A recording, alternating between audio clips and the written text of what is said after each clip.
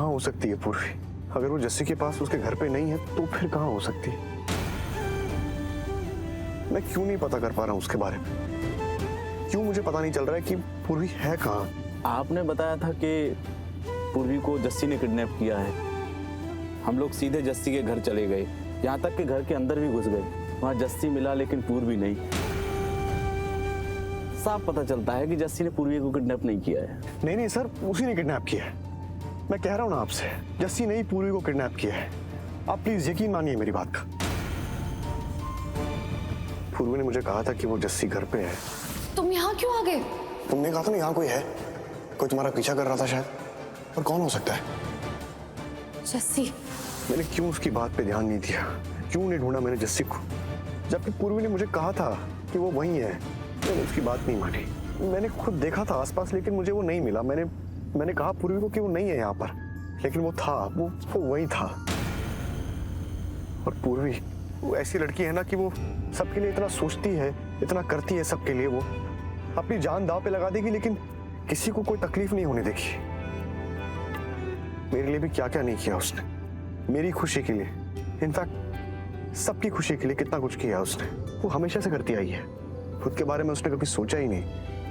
ऐसी लड़की है वो। मैंने कितना बुरा किया उसके साथ, कितना गलत किया है, लेकिन वो सब कुछ बर्दाश्त करती रही। उसने उफ तक नहीं की। कभी ऐसा नहीं बोला कि वो परेशान हो रही है। सब कुछ सहती रही। सब मेरी गलती है।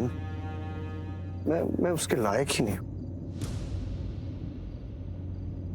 अगर ऐसा है तो आप वाकई किस्मत वाले हैं मिस्टर आर्मी।